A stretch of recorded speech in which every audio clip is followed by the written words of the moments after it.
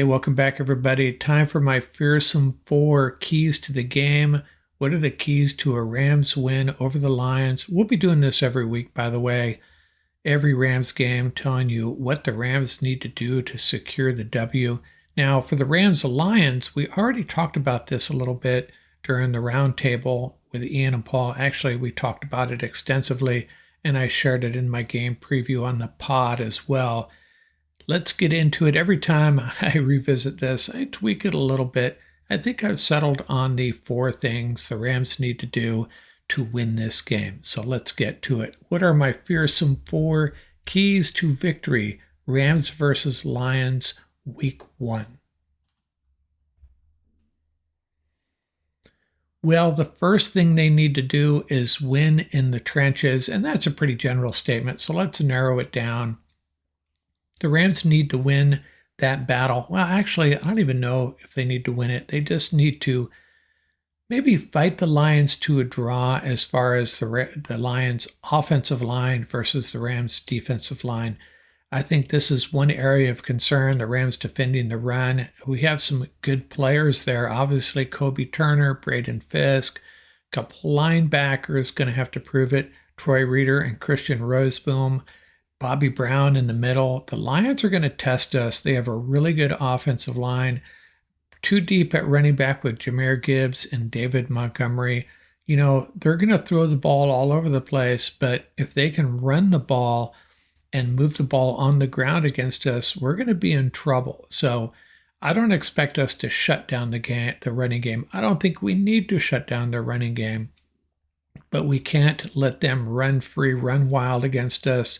We need to force some second and third and longs and force Jared Goff to drop back and pass a little bit more than maybe they want.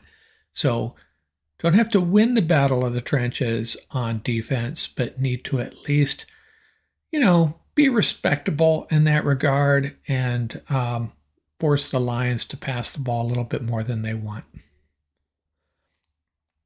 Fearsome key number 2. I'm going to go back to the Rams defense once again and talk about Jared Verse and Byron Young and maybe a little bit of Michael Hoyt, Nick Hampton, Brennan Jackson. We don't necessarily have to put Jared Goff on his back 3 or 4 times. We may not even be able to get a sack on this guy because their offensive line is so good, but we need to win some pass rush battles, get some hits on Jared Goff, fluster him a little bit. He will make mistakes. We can't let him stand back there and chuck the ball all over the field. Now, I already talked about the first part of it, slowing down their running game. The second part, got to force Jared Goff into making some mistakes. He will. And again, the Rams aren't going to pad their stats in this regard in this game against this offensive line, but they do need to do some damage, bring a little bit of pressure. However, whatever it takes to do that. And Chris Shula may have some tricks up his sleeve. We haven't seen how he's going to call this defense yet, and either have the Lions. Fearsome key number 3. Okay. Last year, wildcard game against the Lions in Detroit. What really killed the Rams' chances of winning that game? It was their red zone performance on offense. We got stalled in the red zone over and over again. Sean McVay abandoning the run when perhaps he shouldn't have.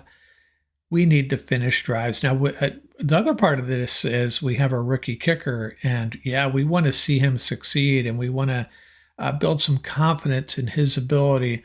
Not this game. Let's finish drives, put it in the end zone.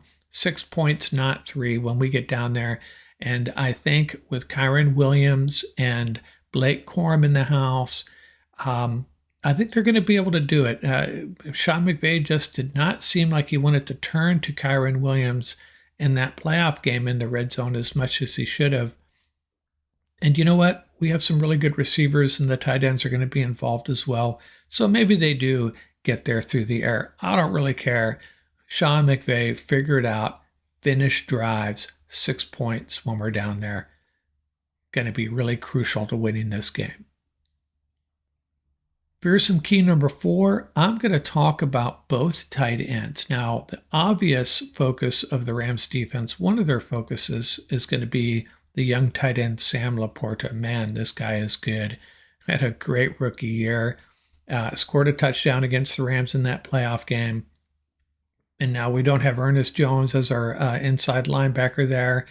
Who do we have? Christian Roseboom, Troy Reeder, and I think Russ Yeast and Quentin Lake will get some potential assignments trying to shut down Sam Laporta, or at least limit him.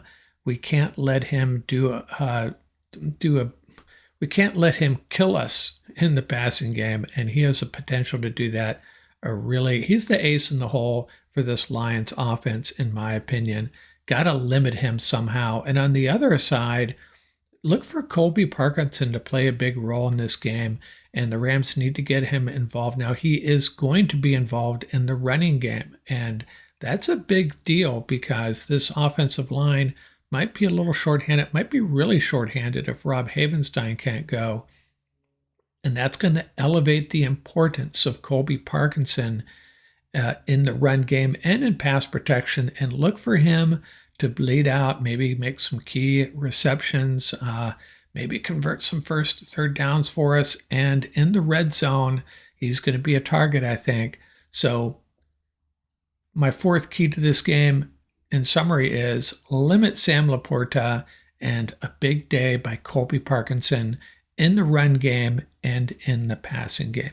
Those are my fearsome 4 keys to victory for our Los Angeles Rams in this opener. And I'll review these in our game recap, see how I did, see how the Rams did. Did they check some boxes here? And if they did it result in a win for our Los Angeles Rams? Out here from Rams Up.